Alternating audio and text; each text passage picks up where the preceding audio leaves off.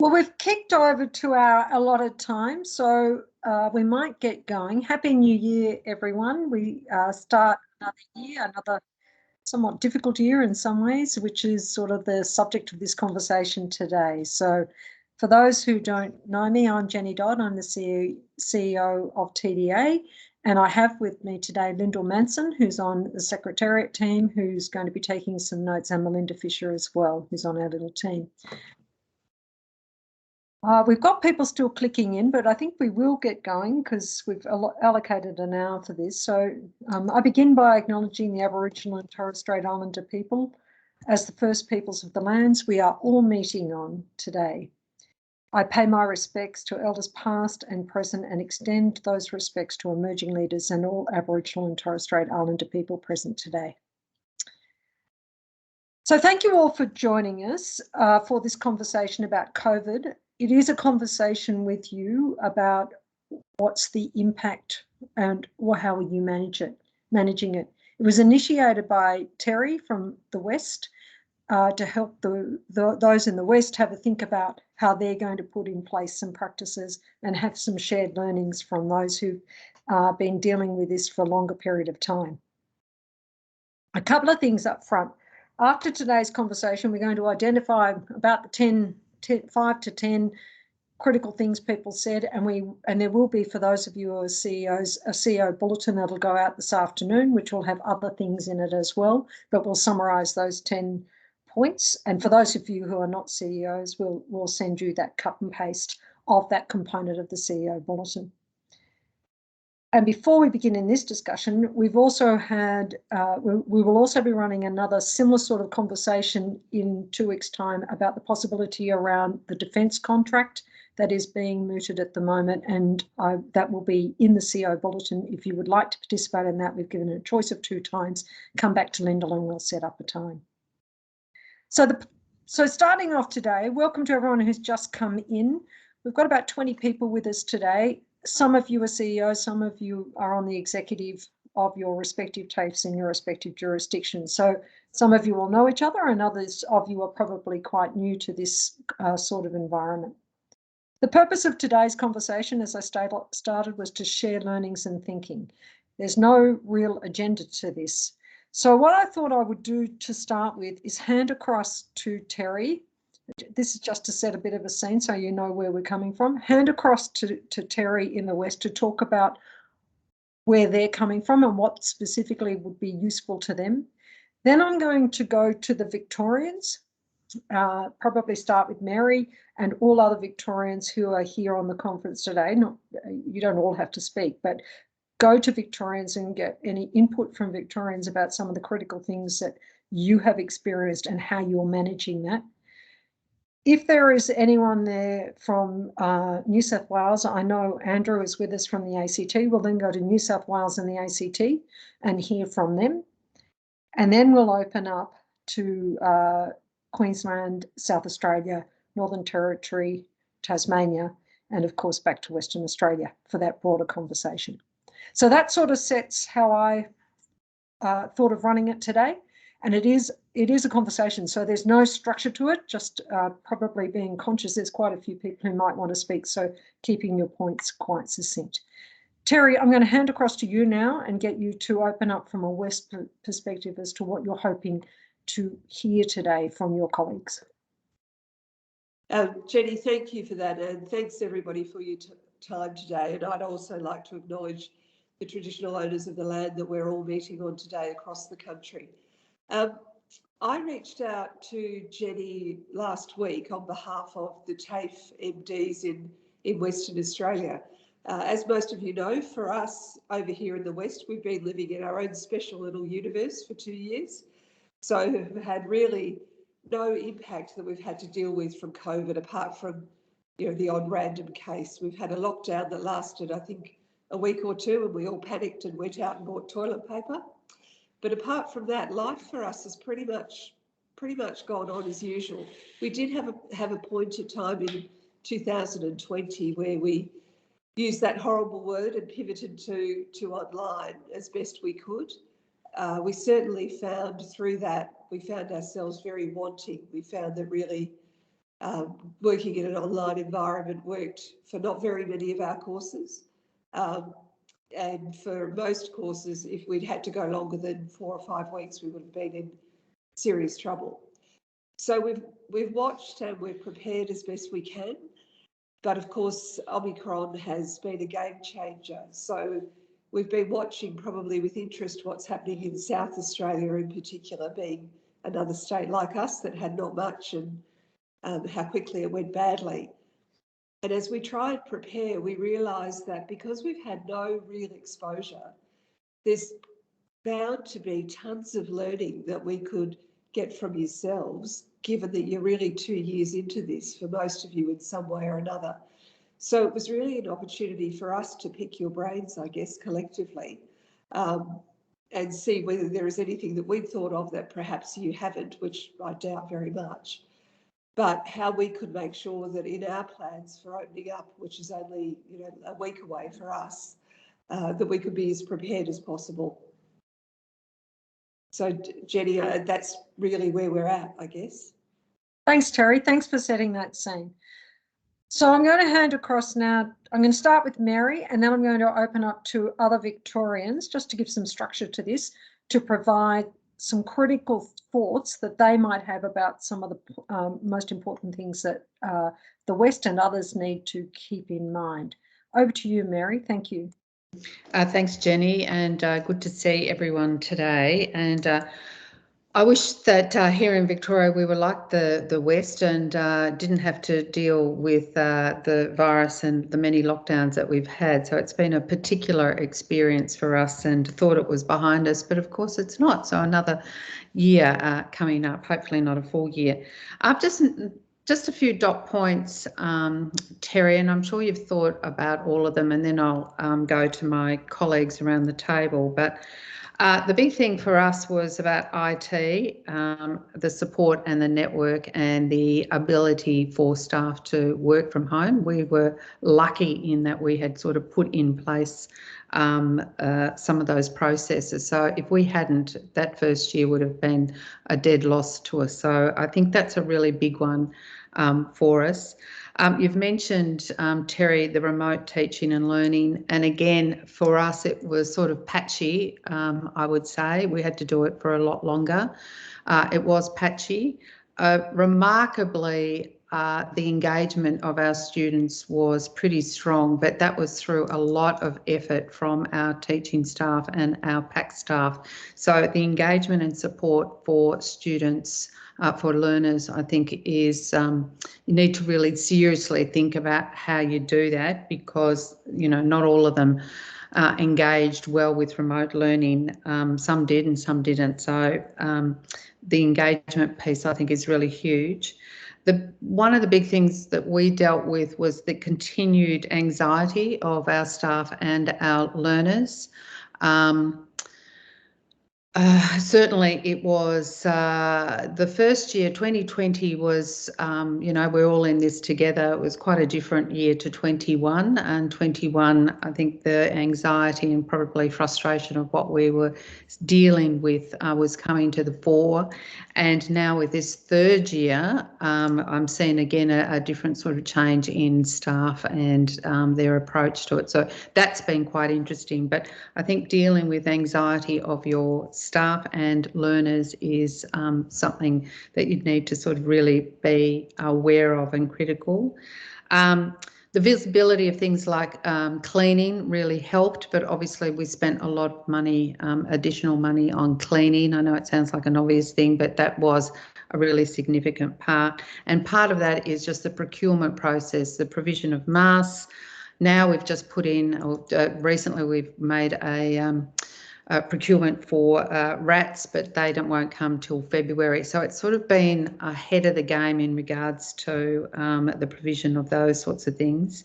As I said, the engagement of support of our learners, but also of our staff, and that was very sort of critical in the last 2 years, and in 21 in particular with so many lockdowns.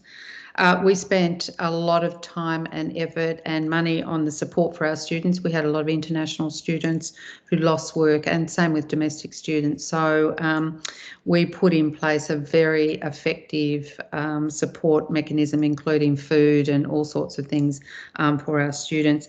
And I suppose the big thing, and I'll end with that because we're just finding we're dealing with this now, is flexibility and agility. We're planning to be open in a couple of weeks, but I'm not really sure. No one's working on campus at the moment, but we're still sort of waiting to see what happens in regards to the start of the year. We're sort of caught in that bind of if students start remote, it might put them off. And then again, it might put off other students if it's face-to-face. We're sort of damned if you do and damned if you don't at the moment. But I think the flexibility and being able to make decisions very quickly has helped us enormously in the past 2 years. So I'll leave it there, Jenny, and hand over to others. Thanks, Mary. I thought we might go to Bronwyn from Box Hill, because Bronwyn, you're joining today for Vivian, your CEO, and your title is actually, I noticed, about COVID transition. So Bronwyn, we might start with you and then open up to other Victorians. Fantastic, thank you. Just really want to reiterate everything that Mary said in that summary. I don't think anybody was expecting a global pandemic, and I don't think anyone was expecting it to roll beyond the period that it has. I think the anxiety component is really important, and like most organisations, having a communication strategy in place to be able to support the announcements is really vital. I think the government's done a great job in terms of making information available to everybody as it becomes in place. But what that means is that organisations are having to respond and apply that information at the same time that employees and students are actually receiving it. So actually having a communication strategy in place so that people they understand that even though the government announces something, you're actually going to communicate it within a set time so that you can actually apply it to the organisation. I think the diversity of what TAFEs deliver and how we deliver it and where we deliver it, it's not one size fits all. So you do need to have that communication application to it. The other thing which I would highlight that we're facing now is making sure that whatever policies and procedures you have in place, that you are supporting leaders to make decisions and making sure that those decisions are in line with your policy and procedure. At the beginning, we had managers who were making individual arrangements with people, and then when you tried to bring everybody back onto a campus when we were opening up, we actually found that some of those challenges were there, and that's more work to kind of undo. So being really clear about what support is available at a organisational level, and then just really reinforcing with people that they need to follow it. And then my only other point is not to underplay the anxiety and the impact that has of you're on campus, you're off campus, you're on campus, and just making sure that there's a consistency of support available. And I think in relation to my title, there's a couple of other TAFEs that have also appointed COVID response and transition roles, really in the sense that it's not just applying a health and safety lens. You've actually got to apply the communications, you've got to apply the HR lens, the educational delivery lens, and just having that key point where people know to go to get that clarification can actually be really good, because the engagement, the willingness and the wanting to be part of it, that's always been present. It's just people can get lost in all of the updates. Thanks, Bronwyn. Phil, you've got your hand up. Over to you. Just come off mute. Thanks for that. Look, I think there's a couple of things that also can be touched on in terms of mitigation. So one is there's a risk of actually catching COVID, but there's also a high risk of being pinged. And that means, forcing workforce into isolation due to potential exposure to COVID. So one thing I guess we are sort of looking at, especially in the Omicron environment, is how we try to parcel or categorise different levels of exposure so as to minimise the broader implication. It's a bit like, you know, you don't put all your executives on a jet aeroplane and watch it plummet into the sea, although some might prefer that. This is really about how you sort of divide your workforce up into sort of components so that you can minimise the impact of workforce fallout from COVID. That sounds great in terms of the workforce, but obviously when you've got students who are in the same category, that really becomes challenging, and I think Omicron will be a different set of outcomes again. The other thing, I guess, from a Victorian perspective, I was going to mention was the definition of education. We have been challenged, I guess, throughout the time as by either being included in the school sector, excluded from the school sector, included in the higher education sector, and we kind of do sit in the twilight zone between the two. And depending on the nature of the announcement, we're either included or not included in any particular outcome for the state. So for us, I think that has created quite a few challenges around how to message consistently. In Western Australia, with a slightly more centralised process and hopefully a bit more link through to government, you may be able to control that a bit more, but it's certainly something we have had to duck and weave over, and has been somewhat challenging in terms of the disconnects between the different education functions across the state. So that was it for me. Thanks, Phil. Mish, thank you. Thanks, Jenny. Thanks, colleagues. I thought I'd just play back a few things that we saw have direct impact, either for staff or for students from our learnings throughout. So I think Mary talked about the IT investment and that support. That was a big one for us, around that elbow-to-elbow lifetime support for teaching staff that comes from either a learning design or a confidence build or an experience build. But also we had drop-in sessions with our quality and compliance staff to assure the teachers about what they were doing and simplify the way we were capturing changes to assessments or learning experiences, so that we had that down the track when we go through re-registration this year.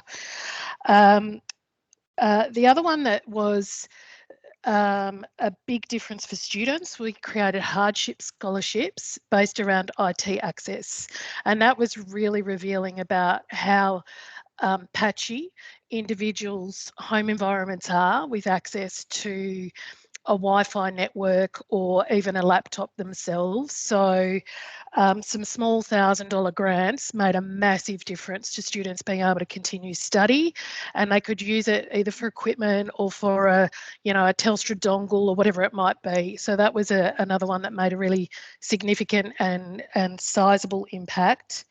The Safe at Home for Staff environment was another call out I'd make. So we had a discrete number that staff could ring when they were in an unsafe environment and trying to teach from that environment. We had some pretty upsetting but not surprising, given the rate of family violence within Australia, experiences of staff being in difficult situations while they were trying to teach, and that became visible to others. So we had some safe places within our university that we could still open up for staff to come to, and for students as well, but it was a confidential line that they could call through to.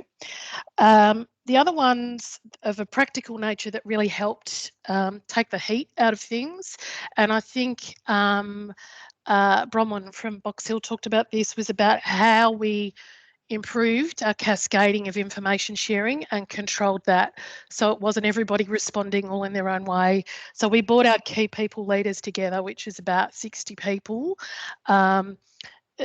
during peak periods of change and anxiety. We would do a 30-minute second daily update on Microsoft Teams around that, and just have a couple of slides of confirming what the requirements were, and then free-flowing question and answer. And that took away hours and hours of email traffic to and fro from people. We also were really particular about bringing our exec team together and being clear on the delegations for them to be able to make leadership decisions and to shift from command control and everything having to come right up to the very top to actually what's within your decision-making framework and what's within our policy and our environment and our principles-based decision-making around that. That's just a few hints and tips that we learnt across the 2 years that made sort of difference to staff and difference to students. Thanks, Mish. Jeff. Thanks, Jenny. And to a certain extent, Mish has just stolen my thunder. And it does hark back to Bronwyn's point. I wouldn't underestimate the pressure this puts on leadership in the organisation at all different levels.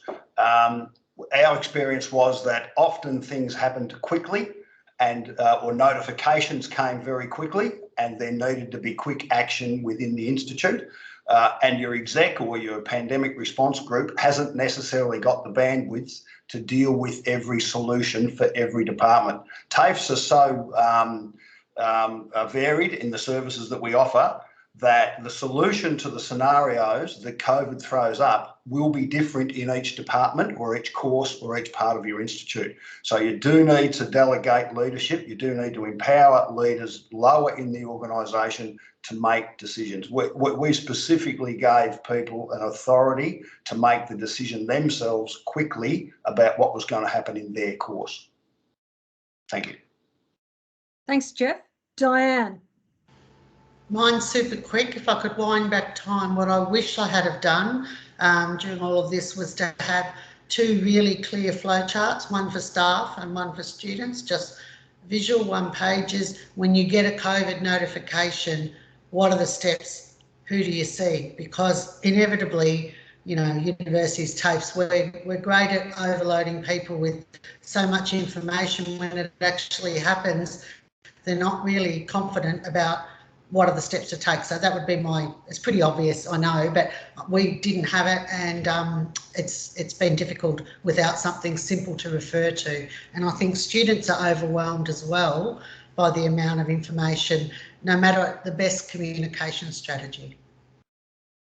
Thanks, Diane. And I think some of those practical suggestions are really helpful. Grant. Thanks, Jenny. So just on the back of Mish and Jeff, we had the fires down here in Gippsland in 2019, and we had a crisis team obviously to deal with the fires. That was the exact same team that we put together, and they met, we worked out the other day, 170 times in the last 2 years to deal with the comms. And I think Jeff's, it might have been Phil's point about TAFE is less of a priority than higher ed and the schools, and quite often we would find out at the same time the department would find out around the new rules. So we couldn't wait for the department for advice. We had to have those teams, and if you try to do it individually, you'd never get it right. So we would do it as a crisis team, then we'd get together as other TAFEs and say, is this the way you guys have interpreted, to make sure there was some consistency? Just some really little simple practical things. We implemented right at the start a COVID email address.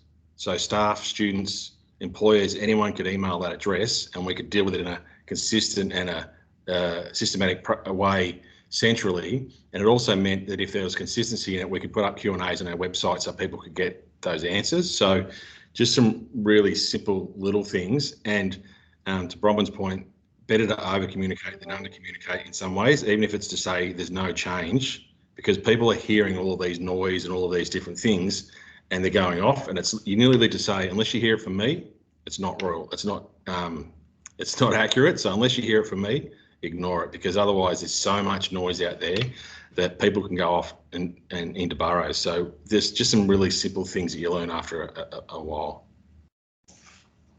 Thanks. Thanks, Grant. Any other Victorians who would like to contribute into lessons learned, good points, like Diane, wish I had? Karen. Thanks, Jenny. I can reiterate all the comments previously made. A couple more to add was that in our delivery, like most others, we brought the theory components forward so that that could be accommodated during periods of lockdown or restriction, and enabled the courses to continue in that way. Also, the communications we found was quite critical. We had a COVID task force of senior leaders meeting 2 to 3 times a week. All the communications were centralised. Email communications were through templated content so that no matter which area was communicating with staff or students, the messaging was common and consistent, and that alleviated a lot of the stresses or concerns. And that was underpinned with website messaging and FAQs. And in terms of student supports, we ensured that there were student support staff who would reach out to students remotely via phone or other mechanisms to give them assurance when they were concerned about how they were going to engage with studying remotely. And we also had laptop borrowing or loaning services for students that didn't have those particular sorts of services. So they'll probably be extras for me. Thank you. Thanks, Karen. Anyone else from Victoria who has anything to share?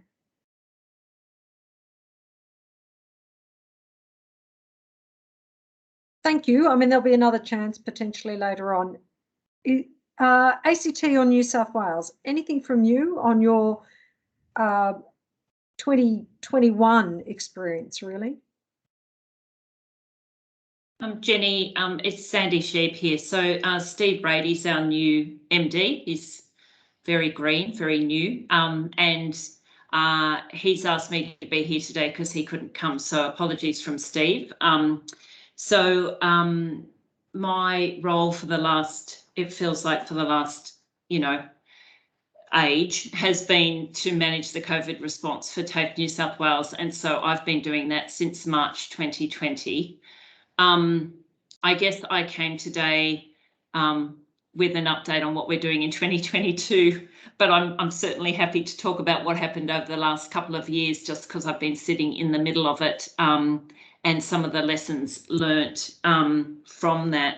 Just from some of the things that have been said already, I think that definition of education has been critical for us as well. We have been, without skipping a beat, we have been left out of just about everything.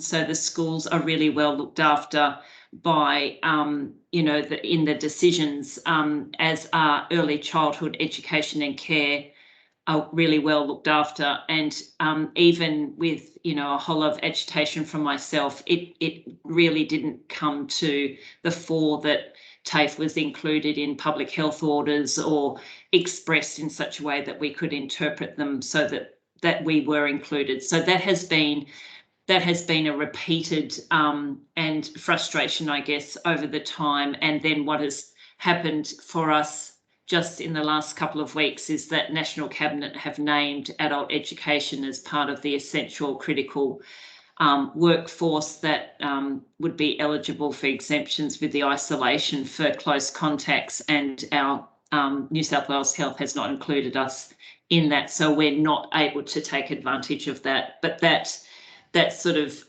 contradictory sort of space that we've been sitting in between, two arms of government or whatever it happens to be, continues to be a frustration and something that we have to manage and be agile with, as someone else referred to, in terms of creating procedures and then needing to change them a week later or 2 weeks later.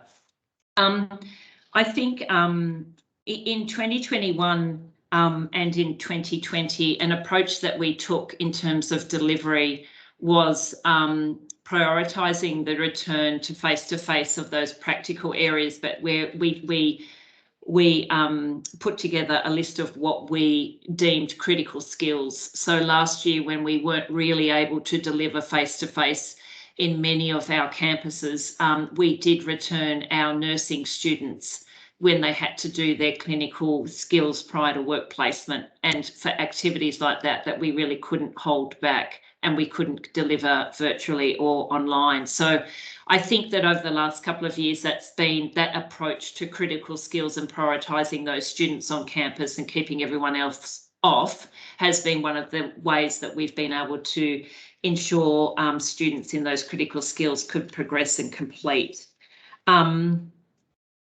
In 2021, we have started the year already. So we are in what we have traditionally called our non-teach weeks, and starting at the beginning of this week. And we have many students back already taking advantage of these 2 non-teach weeks to finalise service sessions and other practical areas for those, what I call the unplanned continuing students. So it essentially addressing where we had a backlog from last year.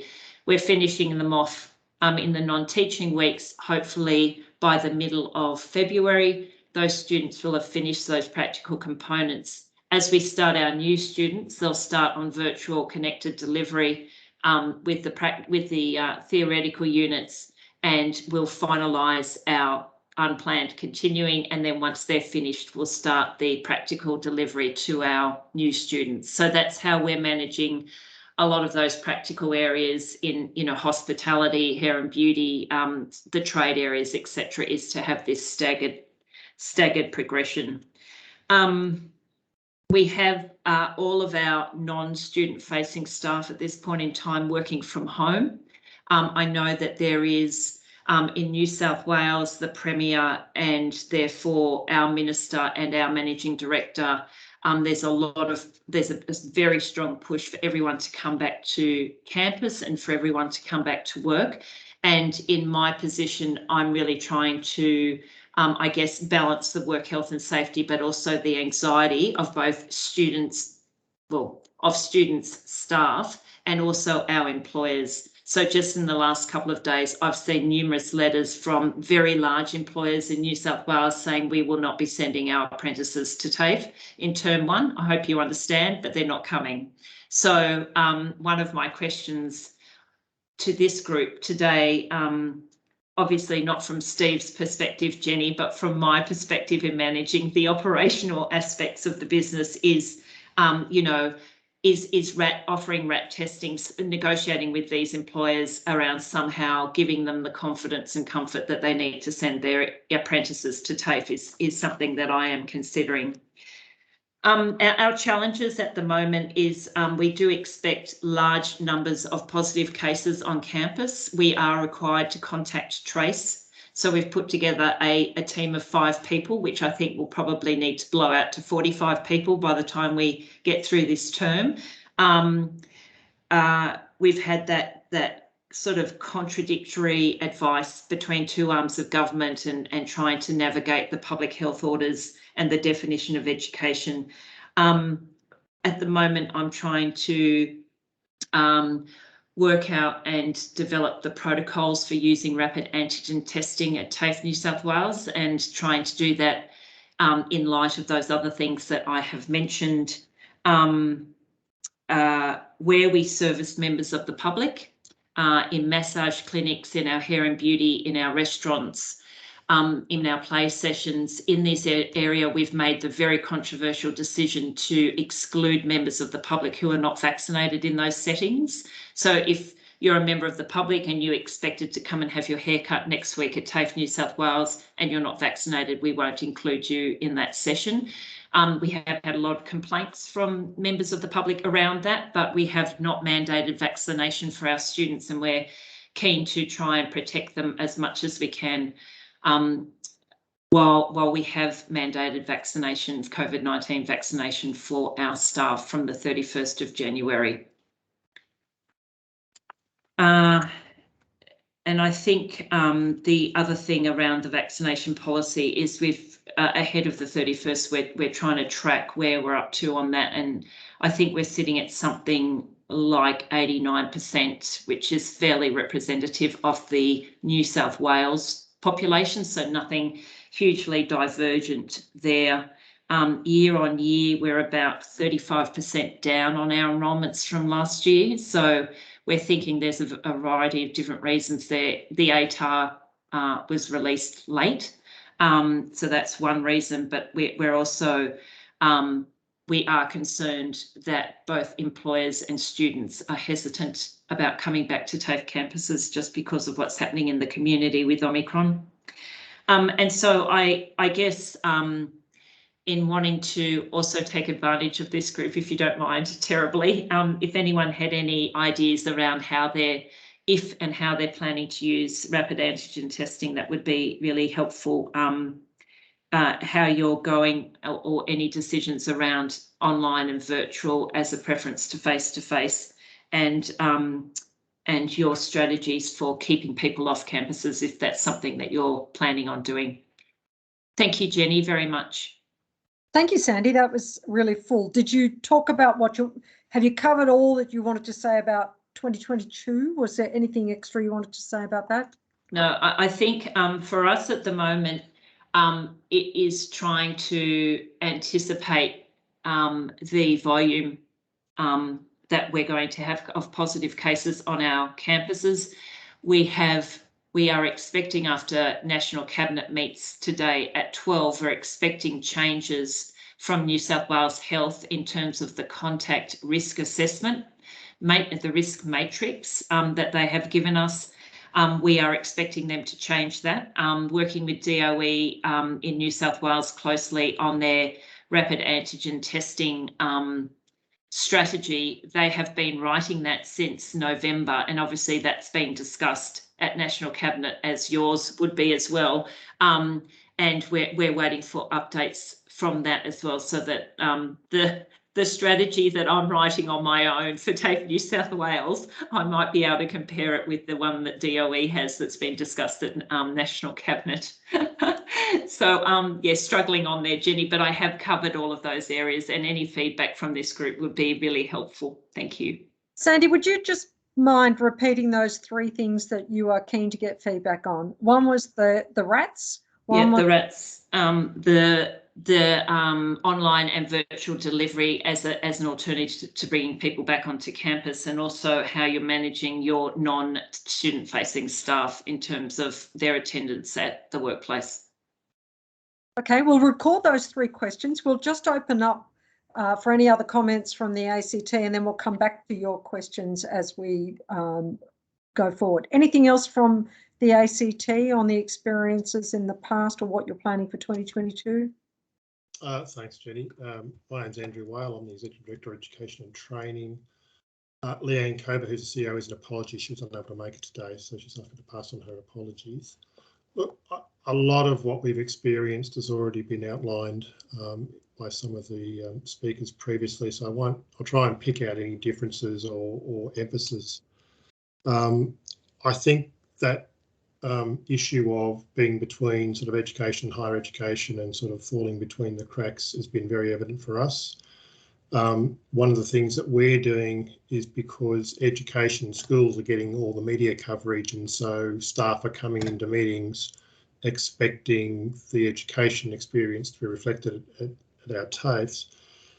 TAFE campuses, so we're starting off virtually all those meetings just emphasising that we are different. The experience of our students, of our cohort is different, and we're adapting as such. We're also, it's a bit easier for us, I suppose, than other areas because we're a smaller jurisdiction, but we're continually lobbying government to be aware of vocational education and the differences that has to the other two sectors. We've had mixed success in doing that, but that's very understandable considering the priorities and the issues people are dealing with. In our IT, we were lucky that we had just rolled out an upgrade of our much needed upgrade of our systems before the first lockdown hit. So from a technology point of view, we were in a fairly good space. A reflection of what we haven't done as well as we should have is that we've left it to local areas to really focus on how they do the teaching. We haven't provided the training, the sort of sandboxes for people to really experiment to what digital teaching looks like as opposed to running a meeting. And that's a major focus for us this year. I also agree about and we've experienced the same about pushing down delegations, because different areas are very different and they need different responses. And that was really evident when we were in lockdown first up, and the rules were a lot stricter than they are now, and you had to be clearer about what those rules were because it was all new to everybody. The way we've done it, we sort of set high-level policies, heuristics, intentions, and then provided support to local areas to then apply it. So rather than say this person has the delegation, it's sort of, and early on that was as formal as a checklist, make sure you're doing these sort of steps. There was no sign off to make sure those steps were done, but it was done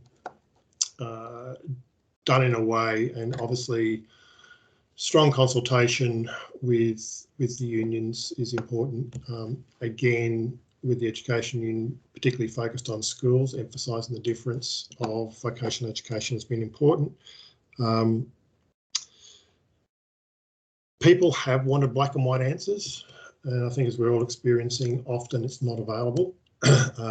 So again, it's those heuristics and providing enough flexibility for people to make conscious decisions within parameters and guidelines, we've found to be quite effective. And again, noting that we're a lot smaller than the other areas and that may be a bit easier.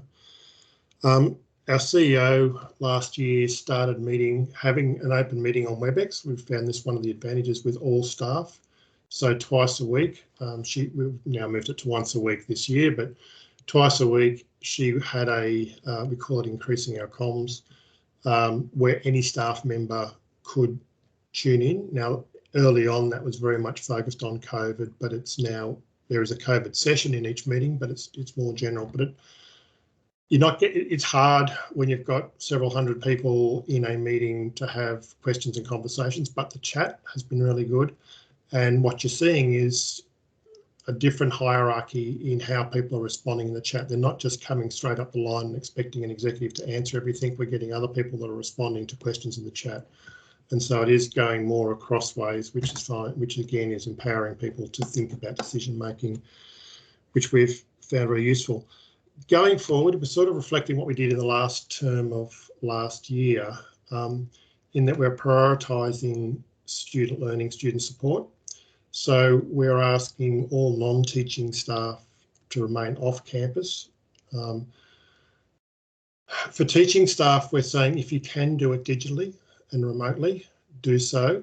But if you need access to campus facilities or you need to do face-to-face, do so. And we're creating safe environments on the campus.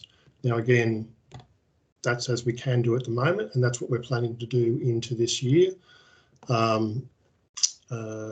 pending any changes that occur. Student support areas where they need to be on campus for inquiries or whatever they are also, we're calling them frontline services, along with other categories that have been applied. That category has been applied to other areas across the ACT. So to differentiate that it's all about the students. We have a backlog around completions from last year and from the year before, but a lot of that's to do with placements and the ability of employers and industry to take those students on. And again, we've done a little bit of coming back early, as New South Wales was just talking about, but really it's impacted our enrolments for this year to some degree, as well as the course upgrades that we've all had to do. We aren't mandating vaccinations for either students or staff. Our position has been the level of vaccinations in the ACT is extremely high, and because the community standard is so high, we don't think we need to make separate rules for vocational education, and that's met issues raised by staff and unions. They're happy with that approach. Similarly with RATs, at this stage we're still considering what we were doing. We don't have a plan yet to apply RATs. We are following the ACT government position on this and how they're applying that to the general workforce.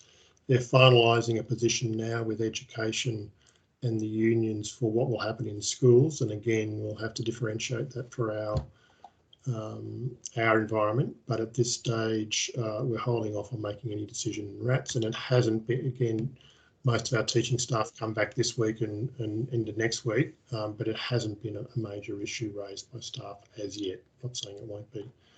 And that's probably the differentiation issues that I've raised from the ACT. Thanks, Jenny. Thank you very much, Andrew.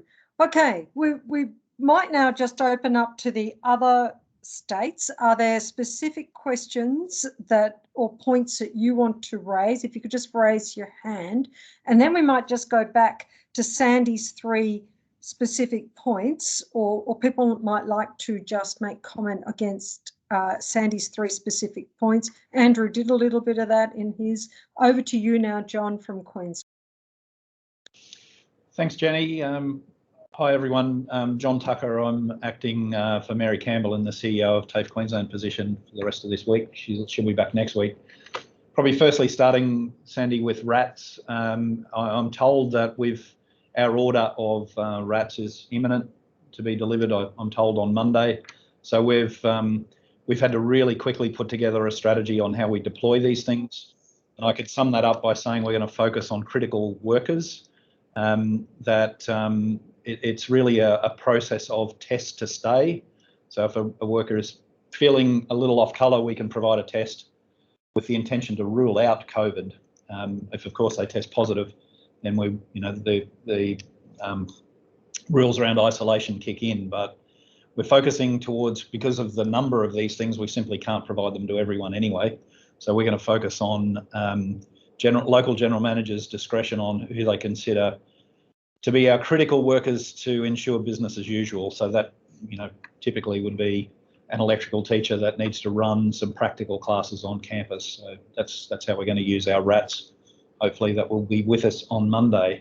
I suppose in terms of just other points that perhaps I would agree with everything that's been said. Our experience perhaps is a little like WA in that our borders have been closed for much of the time. And so we're experiencing a very new episode of COVID since our borders opened, with rapidly escalating numbers of cases, but high vaccination rates now, even though we've been behind some of the southern states. I guess my advice to the West is the things that will become controversial for you are no doubt the things that have already been spoken about. I think at the top of the list and hot for us at the moment is the issue of vaccine mandate or the lack of it.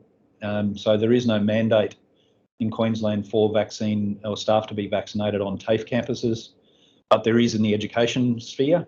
So of course that introduced the complexity that we share campuses around the state in a number of places with schools, and so there was no way we could segregate our students. So we took the step to mandate, fall into line with the Education Department and mandate vaccination for our staff on those campuses because of the number of school students, which by default means they can't be vaccinated, or up until recently haven't been able to be vaccinated. But for standard, if there is such a thing as a standard TAFE campus that's only delivering to adults, there's no vaccine mandate on those campuses. And of course, I'm sure we're all experiencing quite passionate views on whether vaccine mandate should be imposed or quite the opposite of that. But at the moment, that's the situation for us. The other things that become controversial is safety on campus. And yes, well, at the moment in Queensland, we're preferring people work from home. It's not a mandate. So I'm on a campus today, but we're preferring people to work from home. But we do have practical classes running on campus. The last thing I'd say, there's a lot of people with their hands up, so I'll keep it short. But the last thing I would say is the comms are critical, and how that's managed. It's almost impossible, I think, to over-communicate, but often, people are hearing things in press conferences from the Premier or National Cabinet, and they expect a response immediately. And I think we've handled that well in some cases by saying, just give us some time while we develop our policy in response to those things. But the last thing I'd say is don't underestimate that our student body and largely our employer body have cut us a lot of slack here, because they're experiencing disruption across the board in various aspects of society. And so by and large, with some exceptions, but by and large have been really accommodating of us needing to pause our delivery on campus, get everyone off, restart. Interruptions like that generally have been met with support rather than contempt. I'll leave it at that at the moment, Jenny. Thank you very much, John. Helen, also in Queensland, if we're conscious of a few hands up, so we keep them fairly tight. Thank you, Yep, Helen. absolutely. Thank you. Flying through. So I'm the Vice President Academic at CQ, and obviously dual sector institution. So looking at COVID from sort of the higher ed and the vet perspective, but and a lot of these have been said, but I reinforce the importance of a crisis team, and at the dual sector, making sure Peter Hilbert, who's usually your, he apologised today, but Peter's our, I'm thinking MD would be the equivalent position, and had a really strong voice. So we didn't suffer the us and them, we actually were all in it together, which was great. So we, first of all, just thinking back to what Western Australia is going through, we actually decided on some institutional decision-making principles really early. So the first one of those was health and safety, and the second one of those was student completions, trying to get people into the workforce, and the third one was student progression. So any time we had a tricky decision to make, those principles were really important for us. We banded together, nice to see you, John, with as public providers in Queensland. I know that's it'll be a little bit different in each state, but with the department as well. So the triumvirate, and it's been fantastic ever since, I think, to actually have that collective view, even though, you know, we are in competition. We basically always reverted to the relevant state and or federal health advice. When people's staff kept asking, so what do we do, what do we do? We went to that advice, and then we kept FAQs on our staff net. So if it, rather than answering 100 emails a day, like other people have done, we put a single source of truth and said that's where you go and find, and they were updated a couple of times a day, and that was relevant for staff and students. Really close comms, even more close than everyone else has said, with teachers, our teachers and our industry employer colleagues. And our Vice-Chancellor did a 2-minute, good on him, a 2-minute video update at the beginning of every day. So that wasn't interactive, but you could put your questions on afterwards. And we found that staff really appreciated that. They wherever they were, they beamed in for that. Like others, we prioritised the continuity of any face-to-face classes that we could. CQ is mainly apprentice training, lots of other things, but the big numbers are in apprentice training. We kept as many of those students in, and we continue to do that.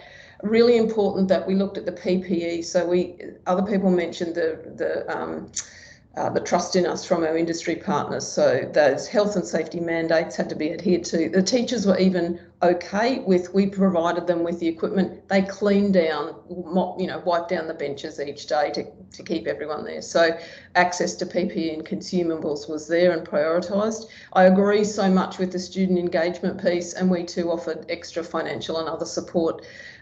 Online learning the flip to online learning wasn't as huge for us because we always had an LMS, and we were gradually over time getting our vet courses onto the LMS. But I think a real priority is we basically said our whole LDI, our learning design and innovation team, where our ed developers are, we basically said higher ed, keep away from them. They're going to be working with vet teachers for X amount of time.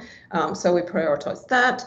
And quickly, our teachers are very, as yours will be, very student focused. So we made sure that we kept reinforcing our gratitude for them to do that. We've already had really well established working from home protocols because there's a lot of online teaching happening. But so basically we rolled out those protocols, and we're still using those.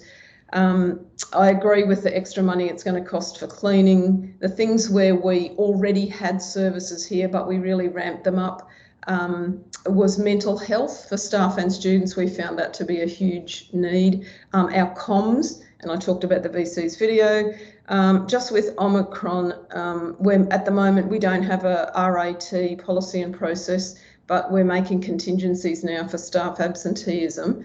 Can I also please say, don't underestimate, it didn't happen in vet yet, but it's happened in higher ed, the impact of everyone for vaccination and mask hesitancy or resistance. We've had legal cases. So I think get yourself sorted in terms of what's going to happen to those students, what are the options, where do you draw the line under? There's no other options. The one bright spot was that we got some extra money from the government for extra LLN for our apprentices. And guess what? They've actually come back to us and they want more in the online environment because they sort of had a bit of a taste of online when they had to. So finish with a positive. Thank you, Helen.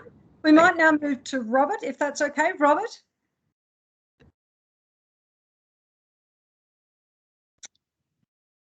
We might have lost Robert. Oh, no, there you are.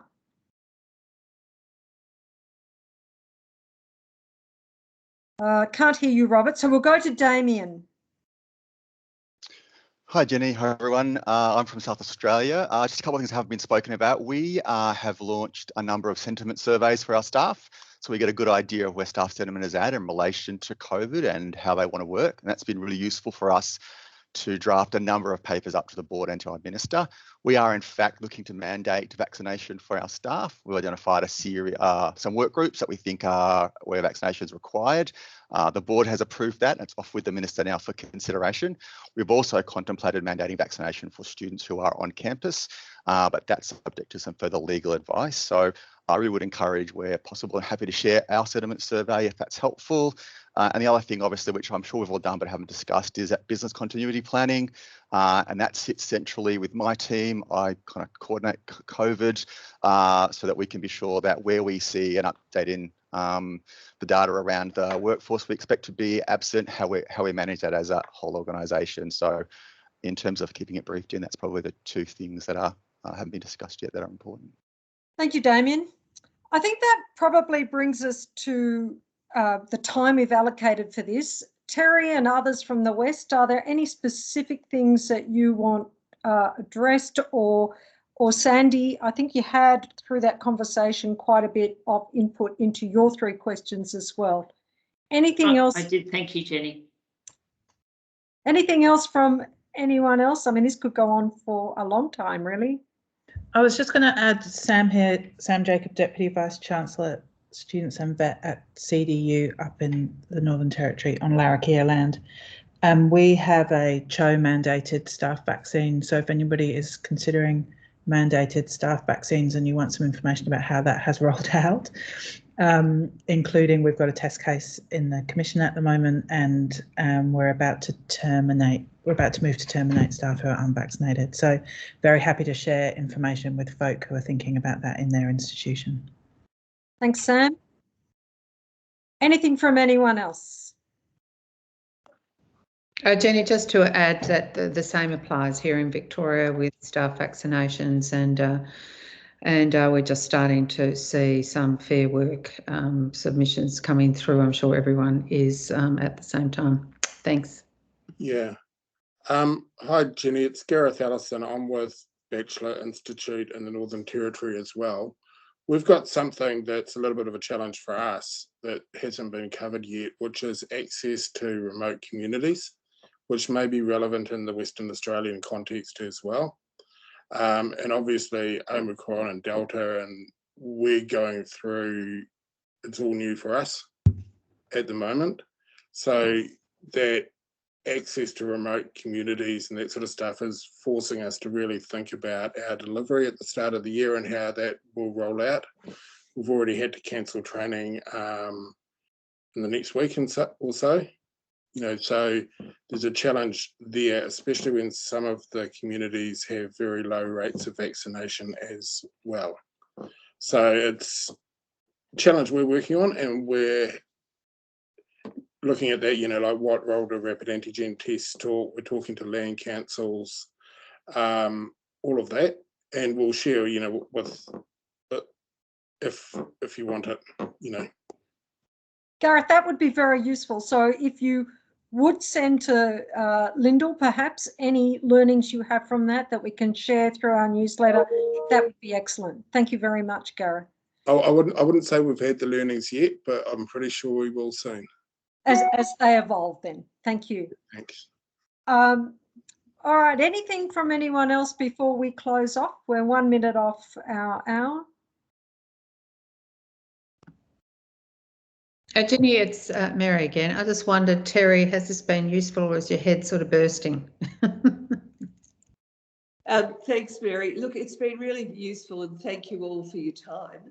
it's comforting for us in the West to realise that even though we haven't had to live through it like most of you have, our planning, we've covered off most of the things that were raised. I'm sitting here looking at the list, and I think for me, the things that we haven't considered is potentially the level of anxiety amongst staff and students. And we certainly hadn't considered how we would prioritise RATS testing if and when we actually get access to it. The other thing I would say for us is we're all mandatory vax, the whole sector. So our staff have to be fully vaccinated before they can return to work. And so we are in the process, all 5 of us, of having some staff that are already on a process heading towards disciplinary action, which will be termination most likely. But it's good to know we have thought of most of the things that you've raised, apart from those items that I mentioned previously. So we'll cross our fingers and toes and head into the 5th of February, which is our Fortress WA opens up to the world. Well, at this point in time it is anyway, and see how we go. But thank you so much for your time and your insights. It really, on behalf of all of us, it really is appreciated. Thank you everyone for participating today. Thank you for being part of the TAFE network to share learnings and to share thinking going forward. We will summarise some of these comments and send them out to you. Thanks again, everyone. Enjoy the rest of the week. Thank you. Thank you, Jenny, for organising it. Bye.